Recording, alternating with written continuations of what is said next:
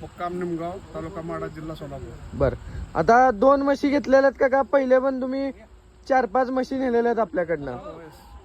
किती म्हशी नेलत्या पहिले तुम्ही? 2 वेळा 2-2 घेतले.